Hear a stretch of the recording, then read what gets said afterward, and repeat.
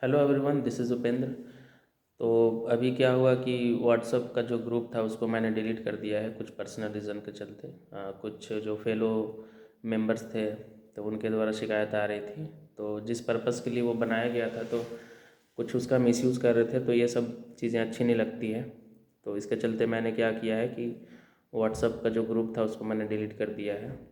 और बहुत लोग रिक्वेस्ट किए, सबके कहने पे फिर मैंने एक टेलीग्राम चैनल बनाया है। तो उसको कल मैंने टेलीग्राम चैनल बना दिया है। तो जो लोग इंटरेस्टेड हैं ज्वाइन कर सकते हैं। और उसको आप ना जब आप सर्च करेंगे तो उसमें आप उपेंद्र UPENDRA और 333 है ना, उपेंद्र 333 आप सर्च करेंगे तो वो चैनल आ जाएगा और उसको आप ज्वाइन कर सकते हैं।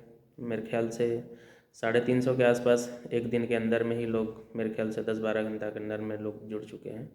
तो आप भी जुड़ सकते हैं। और जो लोग भी व्हाट्सअप का अगर लिंक आपके पास आता है तो आप उसको ज्वाइन ना करें। और उसको मैंने डिलीट कर दिया है, ठीक है। तो अभी टेलीग्राम पे ही कुछ भी अगर मेरे को कुछ शेयर करना रहा तो उसी के माध्यम से मैं शेयर करूँगा, है ना। तो टेलीग्राम पे अब मैं कंटिन्यू रहूँगा और बस वही एक माध्यम रहेगा, और बाकी एक कम्युनिटी पोस्ट जो होता है यूट्यूब के थ्रू, उसके थ्रू। तो यही कुछ इन्फॉर्मेशन बताना था।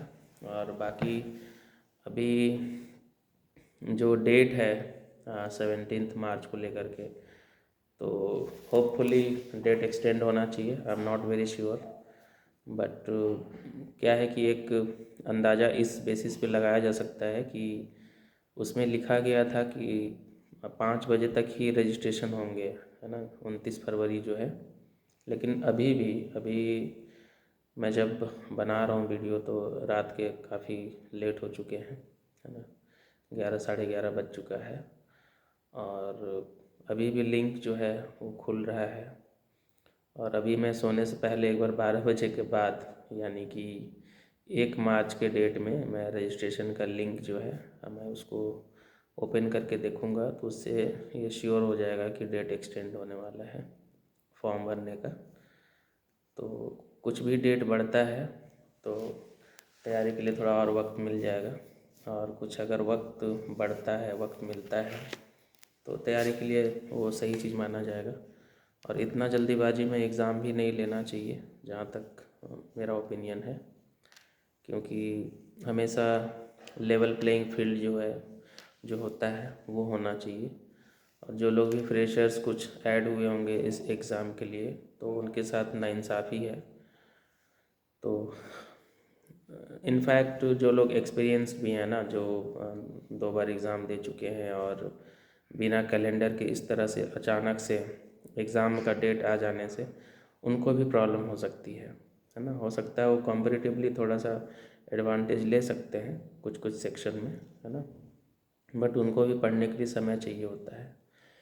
तो अगर कुछ डेट बढ़ता है, I am not very sure कि डेट बढ़ेगा ही, बट एक जो ऑलवेज़ एक लॉजिक के तौर पे जो कुछ अनुमान लगाया जा सकता है।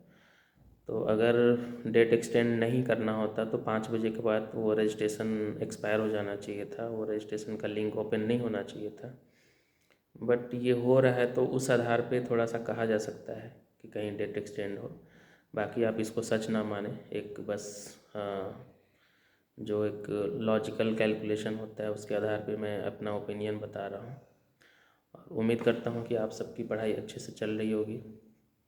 मैं लाइव नहीं आ पा रहा हूँ, आई थिंक मैं परसों आया था, 2 दिन या 1 दिन पहले। तो कोशिश करता हूँ कि डेली आप लोगों के लिए कुछ नई चीज़ें लाई जाए, आपकी तैयारी और कैसे अच्छी हो सकती है, आपकी तैयारी में और कैसे धार लाया जाए, है ना। तो मैं कोशिश करता हूँ कि आपकी तैयारी में मैं अपनी जो भूमिका हो सकता है उसको निभाऊँ।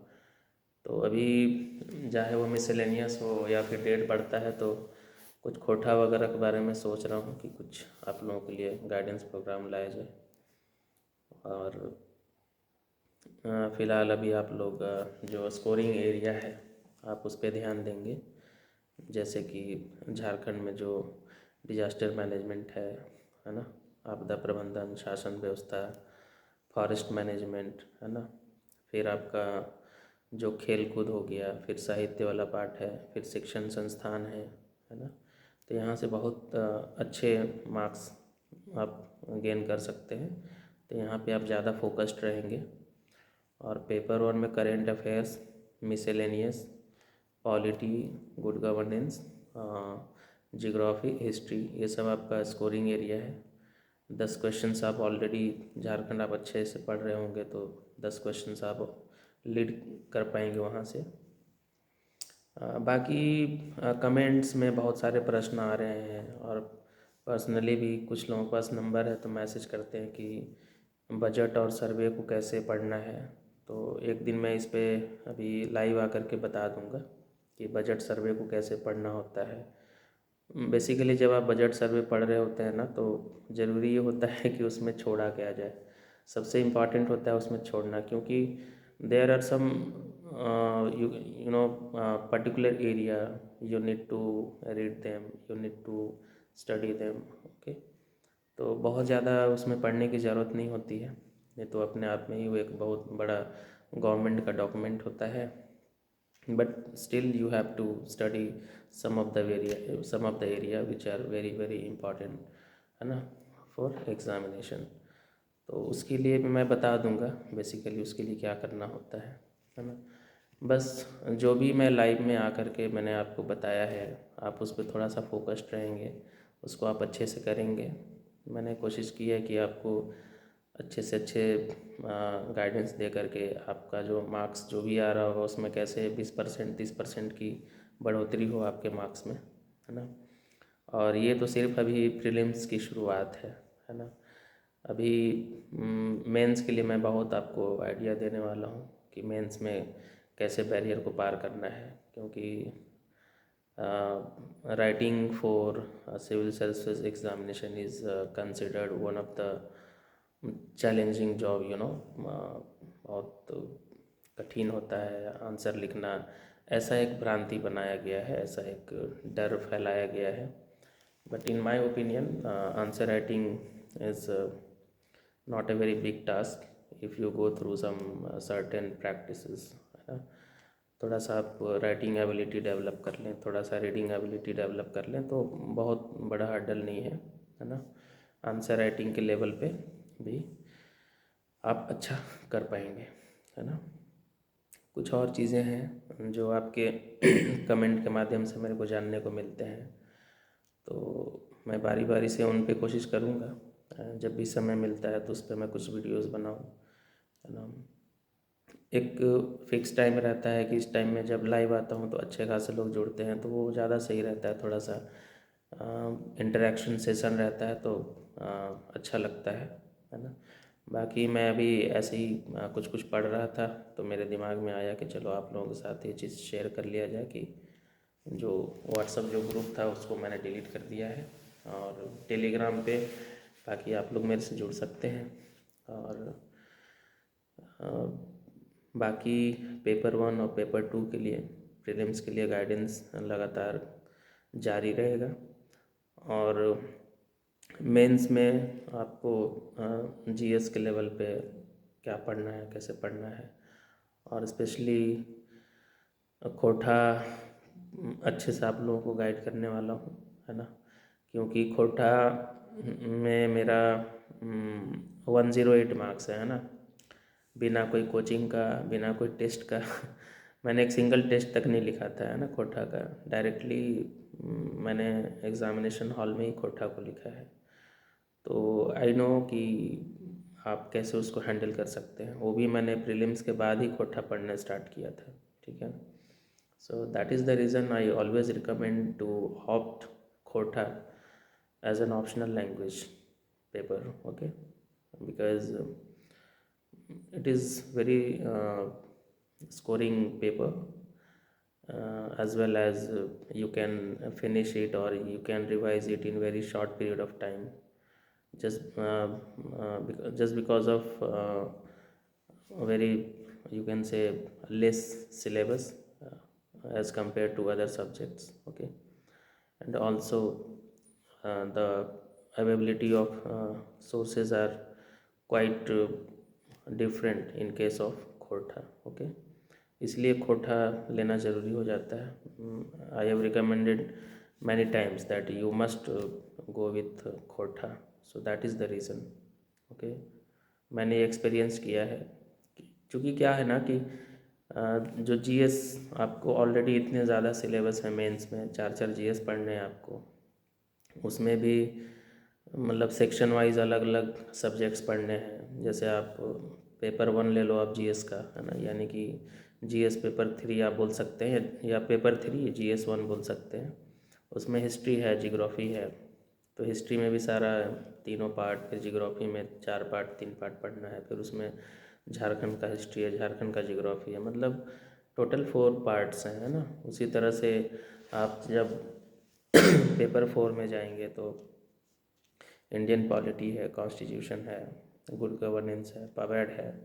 उसके बाद जब आप उसके आगे जाते हैं, है ना, तो उसमें जो इकोनॉमी वाला सेक्शन है उसमें कंप्लीट इकोनॉमी ही है, बट उसमें झारखंड का भी इकोनॉमी है। तो एक प्रश्न झारखंड के इकोनॉमी से आ जाता है, मतलब 4 पार्ट है जिसमें एक झारखंड भी है, और 3 पार्ट आपके कंप्लीट इकोनॉमी से है ना। तो उसमें अलग अलग पढ़ने हैं, ग्लोबलाइजेशन वाला है, फिर basic features of Indian economy, फिर सस्टेनेबल डेवलपमेंट, ये सब। फिर सबसे लास्ट पेपर में भी साइंस के साथ साथ इन्वायरमेंट भी आपको पढ़ना है। तो जब आप देखेंगे कि इतने सारे जब आपको ऑलरेडी पढ़ना है, तो कोई तो एक ऐसा एक लो हैंगिंग फ्रूट्स जिसको बोलते हैं, वो एक पेपर के रूप में चुनाव करना होता है। और वैसे में आप जब बड़े बड़े सिलेबस वाले like English literature, Hindi literature, आप इस तरह के सब्जेक्ट को आप चूज़ कर लेते हैं ना, तो थोड़ा सा उसका असर जीएस पे पड़ जाता है। So your ultimate goal should be to get yourself finally selected, okay? अगर आप फाइनली सेलेक्ट नहीं होते हैं तो आप कितना भी पढ़े हों, कितना भी नॉलेज रखते हो, सो इट डजेंट मैटर, है ना। अब लास्ट ईयर ही 7 जेपीएससी में अगर मेरा रैंक कंसिडर कर लिया जाता, मेरे साथ नाइंसाफ़ी नहीं हुई होती, तो अभी मेरी पोस्टिंग हो गई होती। बट अभी अगर मैं बाहर हूँ तो क्या है कि ये मैटर नहीं करता है कि मैं क्या जानता हूँ नहीं जानता हूँ, मेरी कितनी नॉलेज है या मेरे कितने एक्सपीरियंसेस हैं, है ना। ये सब क्या है, मीनिंगलेस है। There is no meaning of having so much of knowledge and having so much of experiences. It does not, it has nothing to do with the selection, okay? So ultimately आपको final selection लेना है, तो उसके लिए आपको एक रणनीति जो है बनानी पड़ेगी, उस पर काम करना पड़ेगा, है ना। तो मैं तो सोचा था कि 1.5-2 मिनट का वीडियो बनाऊंगा, लेकिन ये तो अभी 13 मिनट हो गया। तो चलिए, इसमें से जो यूज़फुल चीज़ें आपको लगेंगी, है ना, आप उस पार्ट को देखना, बाकी आप स्किप कर सकते हो इसको, है ना। आप अपना समय बर्बाद ना करें, जो आपके लिए यूज़फुल ना होता हो उसको ना देखा करें। बाकी मैं बैठा था तो मैं सोचा कि आप लोगों के लिए कुछ मैसेज दे दूँ। कुछ जो भी मैं आप लोगों के लिए गाइडेंस लाता हूँ, मैं चाहता हूँ कि वो प्रैक्टिकल हो, है ना। जो मैंने फ़ेस किया है या तैयारी के समय जो मैं फ़ेस करता हूँ, तो ये एक बहुत ही नॉर्मल प्रोसीजर है जिसको हर कोई एक्सपीरियंस करता है। और कुछ ना कॉमन प्रॉब्लम है और कुछ कुछ इंडिविजुअल प्रॉब्लम है। तो I try to resolve the common problems, okay, जो कि तैयारी करते समय जनरली आते हैं हर किसी के लाइफ में, है ना। तो इंडिविजुअल प्रॉब्लम क्या होता है कि बहुत स्पेसिफिक होता है, लेकिन जो कॉमन प्रॉब्लम होता है वो बहुत ही जनरल होता है। तो मैं कोशिश करता हूँ कि उन जनरल प्रॉब्लम्स को, है ना, जो कि कॉमनली सबको इफ़ेक्ट कर रहा है, तो मैं उसको एड्रेस करूँ, उसको रिजॉल्व करूँ। मेरी कोशिश यही रहती है। बाकी आप लोगों का इस तरह से कमेंट और इस तरह से रिस्पांस मिलता है कि मुझे हिम्मत मिलती है और भी वीडियोस बनाने के लिए, है ना। कुछ कुछ ऐसे फीडबैक और कमेंट्स आ रहे हैं कि मैं सोचता हूँ कि उनको मैं पब्लिक करूँ, है ना, लेकिन फिर लगता है कि नहीं, अभी शायद मैं उतना डिज़र्व नहीं करता जिस तरह से आपके रिस्पांस और कमेंट्स आते हैं। बट ज़रूरत पड़ी तो मैं उनको शेयर कर भी सकता हूँ पब्लिकली कि सही में आप लोगों को ऐसा लगता है क्या।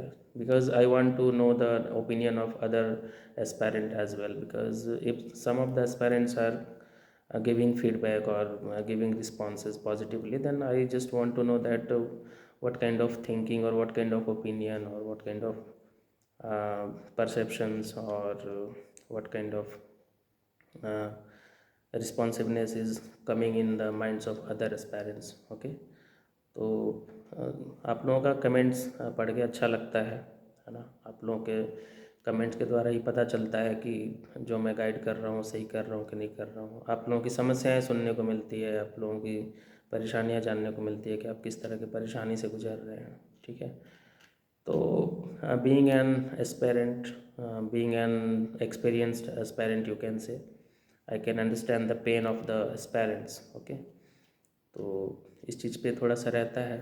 पता नहीं आज लंबा वीडियो बन रहा है बातें आते जा रही है, कभी कभी ऐसा होता है ना। बाकी मैं कोशिश करता हूँ कि काम की बातें ही हों, लेकिन ठीक है, ये भी एक तैयारी का ही पार्ट है। तो हो सकता है कि कुछ लोगों को हो सकता है ये वीडियो उतना पसंद ना आए, लेकिन सही में जैसा होता है। ठीक है, तो आई होप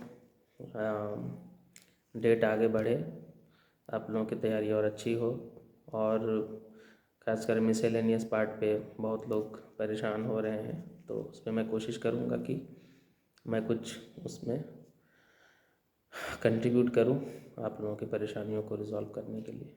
ठीक है, बाकी फिर कभी कुछ ऐसा होता है तो मैं मिलता हूँ आप लोगों से नेक्स्ट वीडियो में।